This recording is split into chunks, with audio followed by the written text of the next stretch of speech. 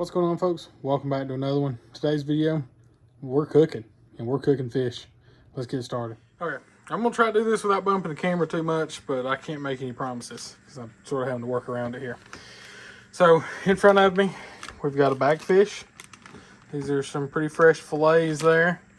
There's bluegill and crappie in that. I've got me a little small bowl here, a bottle of Texas Pete hot sauce. You can change this out if you don't want any spice in it. You can always change this out for just like an egg wash or something like that.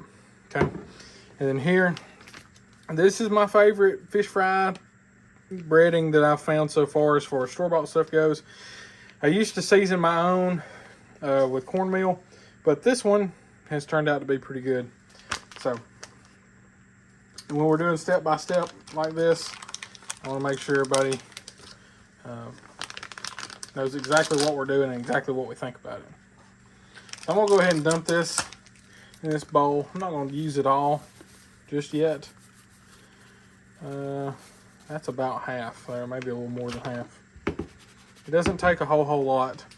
And then the next thing I'm going to do is I'm going to take and add the Texas Pete to that. I've got just a little bit of water in this bag. I'm going to drain. Very little. And yep, see, there it was me bumping the camera. We're going to take the old Texas Pete here and really just sauce these things up.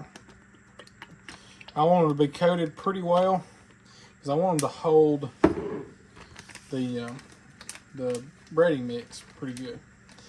Now, while I've got this started to the left of the camera here, I have some oil heating up in a pan.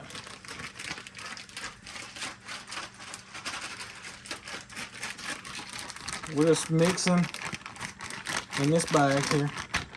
I'll take a little bit more. You can also use buffalo sauce if you have some wing sauce laying around.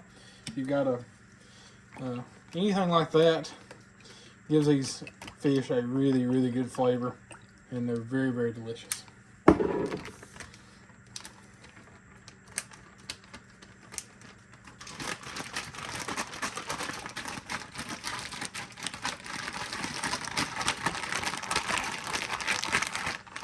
Okay, I think that'll be good there. I do have to scoot some of this over because I'll need somewhere to lay my fish as I bread it. Okay, so as you can see, I've got my little cutting board laid out here.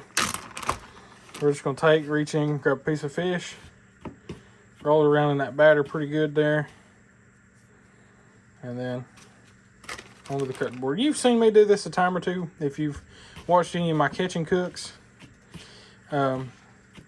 But I just thought it'd be a good time to do a step-by-step since we have been getting some cold weather here and I haven't got to fish as much lately. Be a good time to do a step-by-step on how to cook fish. You've seen me clean a few, things like that. Now we're going to cook some. But I am just about ready for this winter time to be over because I am ready to be fishing again. And it's not the cold weather that keeps me from it. It's the working a full-time job, and it's dark when I get off work. And I could go fish in the dark, but I do like to come home every once in a while. Plus, I have been hunting. I have hunted some.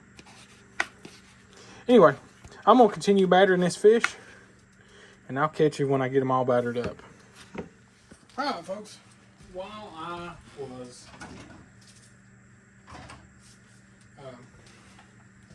finishing up those fish, I took the liberty of chopping up 2 red potatoes here. We're going to have that for a side. And I'm going to do a little seasoning on them here. But the first thing I'm going to do, I've got just a little bit of olive oil in this. Now, I can't take credit for these potatoes. Haley's not here tonight. But this is her, I don't know where she come up with this from. So she probably can't take credit for them either. But these weren't my idea. These are just some of my favorite way to have a potato now that is not, like a French fry or something like that when I'm cooking fish. And the olive oil just helps hold the seasoning to it a little better and crisp them up just a little. Now, what I'm going to use, I don't know if this is exactly what she uses, but that's just a little bit of seasoned salt. And then a little bit of the garlic salt right there. And then to top it all off, we're going to come back. This is just a little bit of onion powder right there. All right. And now I still got my cutting board under here. So we'll try to catch some of that seasoning.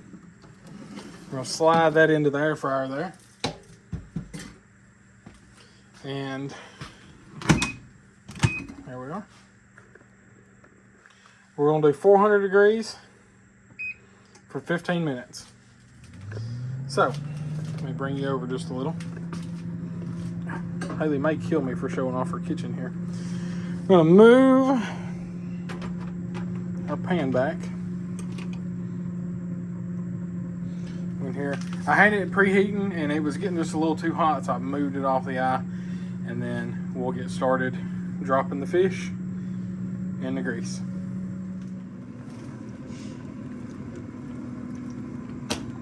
Alright, I'm going to try to talk loud over the sound of this air fryer here.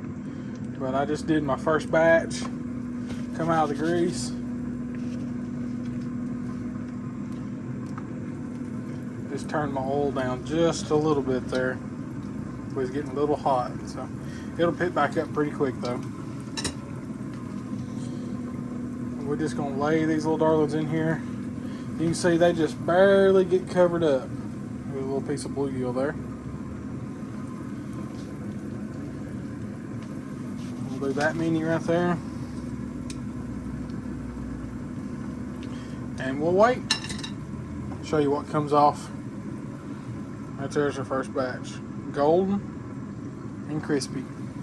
That's what we want. Alright, well finally our noisemaker went off. Whole air fryer here. We're just going to check and make sure these potatoes are fork tender, which they all seem to be. Take a few of them there. And we'll leave that turned off. I'll leave them in there and keep them warm while we're finishing up our fish. You can see I've started doing a little taste testing here.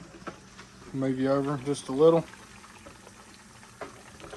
Put you back here in front of our grease. These are starting to look really good. They still need a few more minutes. I'll have to flip them. We'll be ready for the next batch. All right, folks.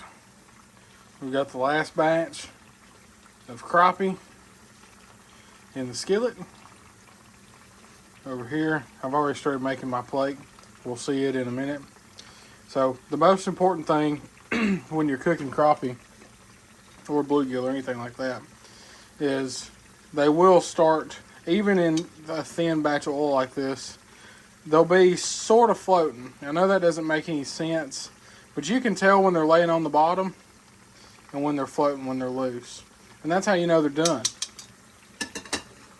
I thought I should mention that, this being a how-to video.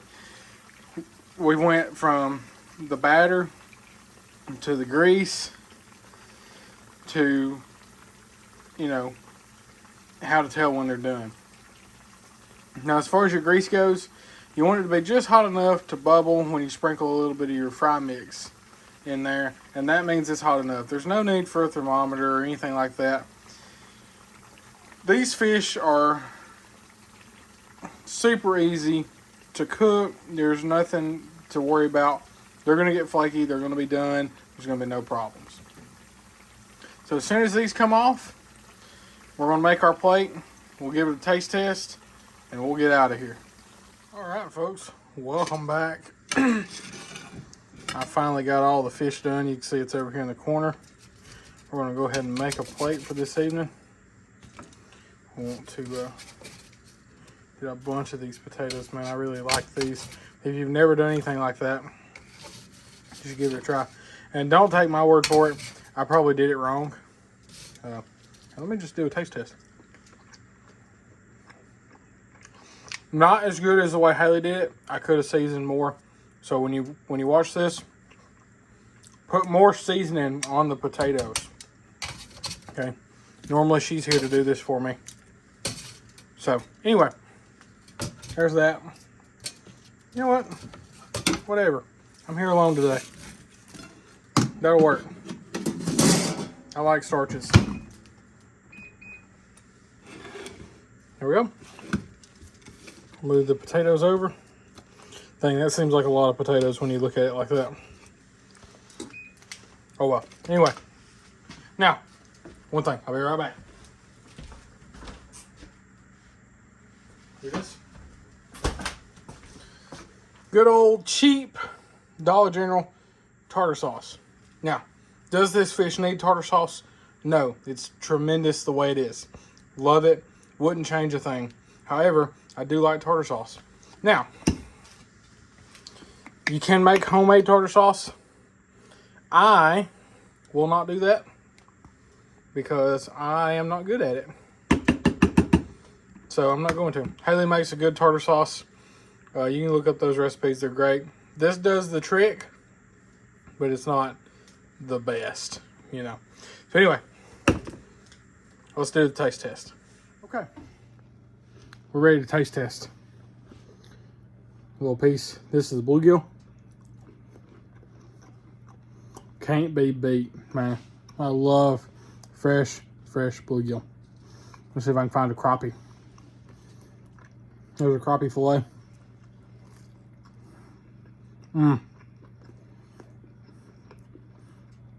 That Louisiana fish batter is just the right amount. I mean, it is perfect. Now, tartar sauce.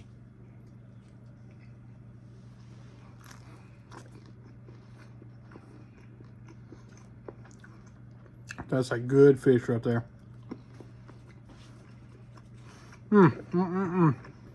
Man, I wish you were here. I'd share with you. But since you're not, I hope you make it for yourself. Get out there, catch you some crappie, catch you some bluegill. I promise you, you can still do it this time of year. You just have to make time for it. That's where I'm having trouble right now, is making time for it. Get it done. Get you some crappie. Get them in the grease. You won't regret it, I promise. Thank you guys so much for watching this video. I hope you gained something from it. I hope you learned something new. If you did, make sure you leave me a comment, leave me a like. You'll have no idea how much comments and likes help me here on YouTube. They make my videos grow and they reach more and more people. If you're commenting and liking and sharing this video, I'd really appreciate it. Thank you guys so much for everything you've done. Otherwise, we'll catch you on the next one. Y'all take it easy.